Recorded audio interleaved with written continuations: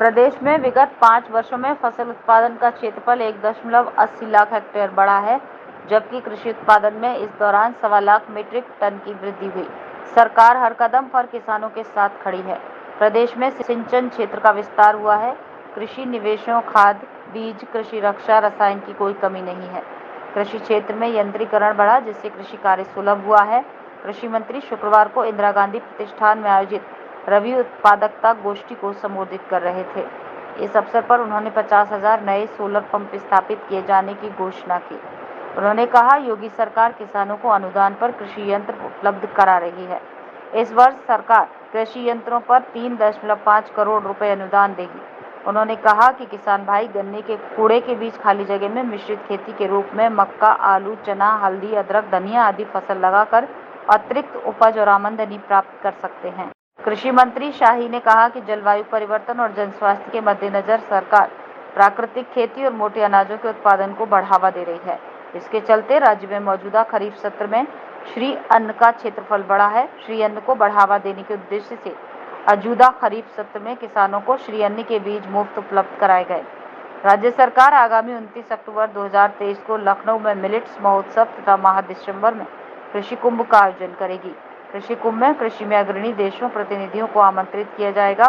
सरकार ने आगामी रबी सत्र 2023-24 में क्षेत्र आच्छादन में 86,000 हेक्टेयर की वृद्धि का लक्ष्य रखा है। वहीं उत्पादन में 20,83,000 मीट्रिक टन वृद्धि का लक्ष्य रखा गया है।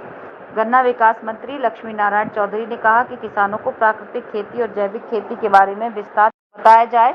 प्राकृतिक खेती पर अधिक जोर दिया जाए। प्राकृतिक खेती से क्वालिटी बेहतर हो सकेगी। उन्होंने कहा, मात्रा और गुणवत्ता का भी ध्यान रखना चाहिए। उन्होंने कहा कि योगी सरकार ने गन्ना उत्पादन क्षमता को बढ़ाने का कार्य किया है। बंद हो चुकी चीनी मिलों को चालू करने और नई चीनी मिलों को खोलने का कार्य किया जा रहा है। अपर मुख्य सचिव कृषि डॉक्टर देवेश चतुर्वेदी ने बताया कि प्रदेश के सकल कृषि उपज में 66% योगदान रबी फसलों का होता है। उन्होंने बताया कि विगत रबी सीजन 2022-23 में 134.06 लाख हेक्टेयर क्षेत्र में रबी की फसलें बोई गईं, जिसे बढ़ाकर रबी सीजन 2023-24 में 134.85 लाख हेक्टेयर कर दिया। इसी प्रकार रबी सीजन 2022-23 में कुल उत्पादन 423.83 लाख मीट्रिक टन हुआ, जिसका उत्पादन लक्ष्य रबी सीजन 2023-24 में 448.66 लाख मीट्रिक टन रखा गया। इस अवसर पर कृषि सचिव, कृषि निदेशक डॉक्टर राजशेखर, कृषि विभाग के सभी वरिष्ठ अधिकारी, प्रदेश के सभी जनपदों से लगभग 600 किसानों ने प्रतिभाग किया। देखिए, आज उत्तर प्रदेश राज्य की रबी के फसल के लिए रबी उत्पादकता गोष्ठी का आयोजन हुआ है, जिसमें इस वर्ष कितना रबी का उत्पादन बढ़ाया जाएगा और उसका ये आच्छादन को कैसे बढ़ाई जाएगी, इस पर आज विचार विमर्श हो रहा है। उत्तर प्रदेश की यह महत्वपूर्ण फसल है रबी, जिसमें 450 लाख मीट्रिक टन से ज़्यादा का उत्पादन इसके भीतर होता है और इसलिए इसको फोकस करके हम लोग प्रयास करते हैं कि अधिक से अधिक उत्पादन बढ़े। इस साल इस बात का प्रयास है कि 80,000 हेक्टेयर के भीतर आच्छादन राज्य का बढ़े और उत्पादन भी 21 लाख मीट्रिक टन के करीब बढ़ जाए।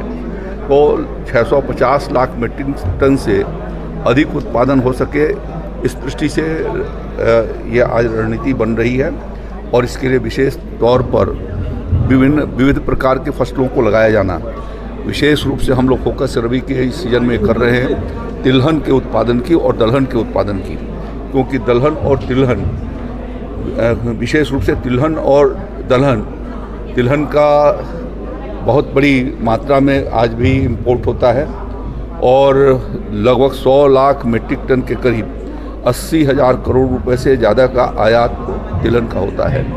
इसी तरीके से दलहन का भी आयात होता है। तो इस बात के लिए फोकस किया जा रहा है कि दलहन और तिलहन की खेती को और विस्तार दिया जाए और जहाँ गन्ने की फसल शीतकालीन सत्र में लगती है, वहाँ पर हम इंटर क्रॉपिंग के माध्यम से बहु फसल लगा करके, जिसके भीतर दलहन की भी फसल लगा सकते हैं और तिलहन की भी फसल लगा सकते हैं। और जो 4 महीने फसल गन्ने की छोटी रहती है, ज़मीन के भीतर जब उसका पौधा जाता है या नर्सरी जाती है तो उसको बढ़ने में जो वक्त लगता है, उसके भीतर भी हम खेती करके और किसानों की आमदनी बढ़ा सकें, इस तरीके से उसका एक लक्ष्य रखा गया है। विगत वर्षों में हम लोगों ने 100 लाख मीट्रिक टन से ज़्यादा प्रतिवर्ष खाद्यान्न के उत्पादन को बढ़ाया है।